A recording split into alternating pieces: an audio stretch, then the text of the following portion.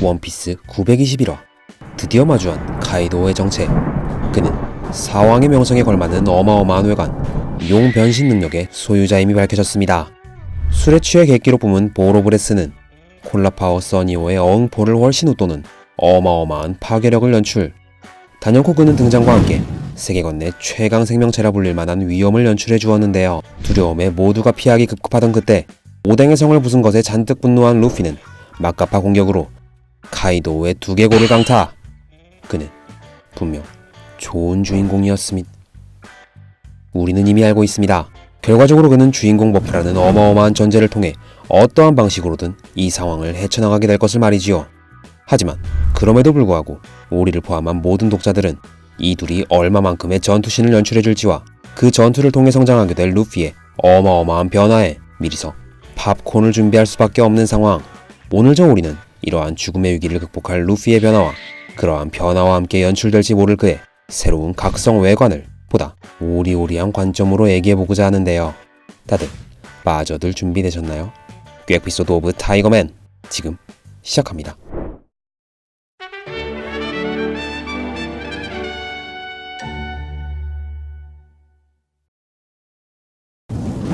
전체적인 변화를 이야기하기에 앞서 우린 충분히 그의 행보에서 확인되는 기술명의 변화와 그 패턴을 알아볼 필요가 있습니다.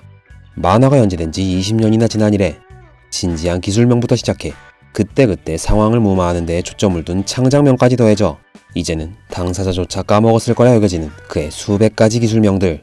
이 중 상황을 무마하는 데에 초점을 둔 창작명을 제외한다 가정했을 때 베이스 형태를 포함한 기어 세컨드, 기어 서드와 2년간의 수련을 통해 습득하게 된 기어 포스에는 각각 그만의 뚜렷한 패턴이 확립되어 있었으니 베이스 기준 창, 도끼, 망치, 바주카, 라이플, 피스톨, 게틀링건까지 기본적인 루피의 피니시 스킬은 하나같이 무기를 모티브로 한 장명이라는 공통점이 확인되고 있습니다.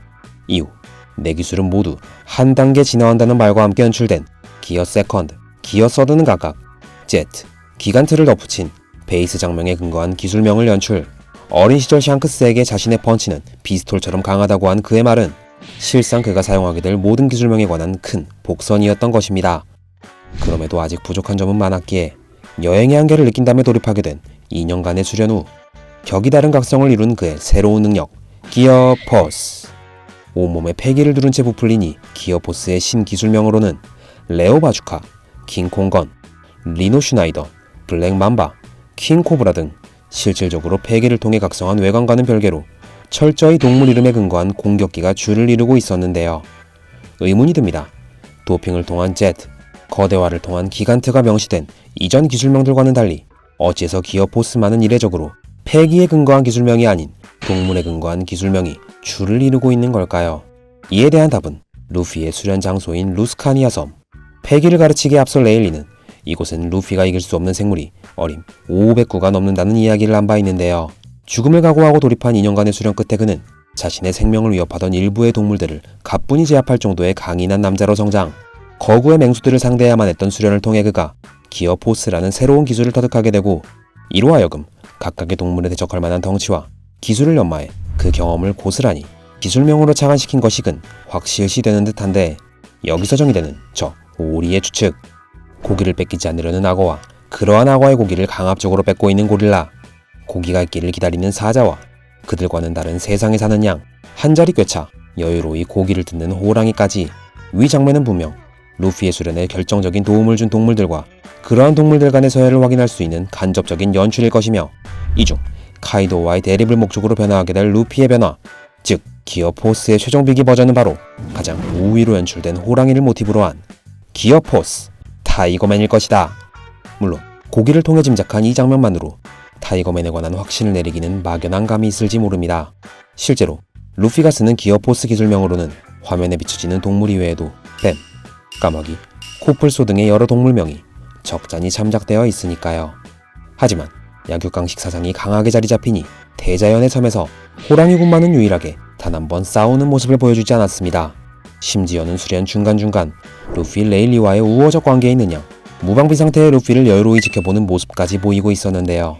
이에 대한 이유가 만일 연출된 맹수들과는 비교가 안 될 만큼의 강력한 힘과 지능을 가진 맹수이고 루피와는 일찍이 전투 과정 중 우호적 관계로 번지게 된 애증의 사이라 함은 반대로는 루피에게 강력한 힘을 일깨워줄 가장 적합한 수련의 대상이 되기도 할 터, 고로 압도적인 힘을 가진 호랑이군과의 대립을 통해 이에 맞춰 신체를 변형시켰을 루피가 힘 대 힘으로는 당해낼 리 만무하다 여기는 카이도와의 전투신에 있어 극한의 상황에서 꺼낼 비장의 카드는 바로 호랑이군과의 수련을 통해 터득한 기어포스 타이거맨일 거라는 거. 이것이 저 오리의 추측입니다.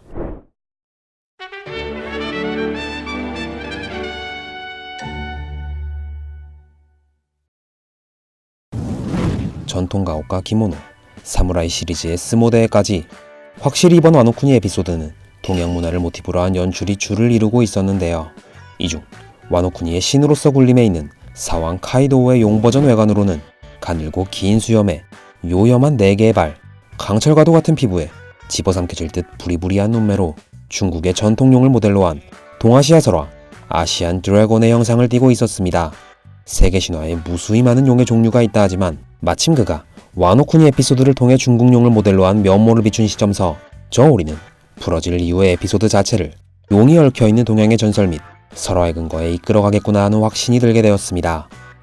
용호상박, 양의 용과 음의 호랑이가 대립해 싸우길 그 힘이 박빙이라 승패가 날 수 없다는 뜻의 위 명사는 그 해석이 미세하게 다를 뿐 동양 어디서든 사용되는 공용어로서 다뤄지고 있습니다. 특히 일본에서는 예로부터 호랑이를 용의 천적, 경쟁자로서 묘사하고 있다 하는데요.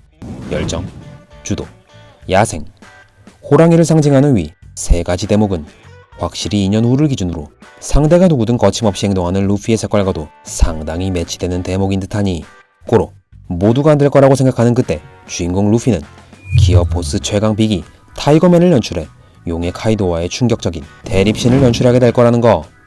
이것이 그의 각성에 관한 저 오리의 추측입니다. 확실히 루피가 모든 카드를 꺼낸다 한들 현재의 카이도우를 짓누를 만한 힘을 사용할 거라 기대키는 어려울 것입니다. 작가가 그의 수련 기간을 2년으로 제한한 건 스토리 전개상 사왕을 쓰러뜨리기에는 애매한 힘을 가진 채 여행하게끔 만들고자 한 게 큰 이유였으니까요. 하지만 그럼에도 무서운 기세로 성장해 나가고 있는 주인공 루피와 그의 결정적인 성장에 이바지하였을 루스카니아 섬의 호랑이군, 동양신화에 근거한 용호상박의 어마어마한 떡밥까지 잠깐이나마 박빙의 승부를 연출하는 것만으로 독자 전원을 놀라게 할 기어포스 타이거맨의 파워는 과연 어느 정도일까요? 이후 연출될 그의 짜릿한 타이거맨 파워에 저 오리는 미리서 콤프로스트를 준비한 바입니다. 오리의 뇌피셜일기 에피소드 오브 타이거맨.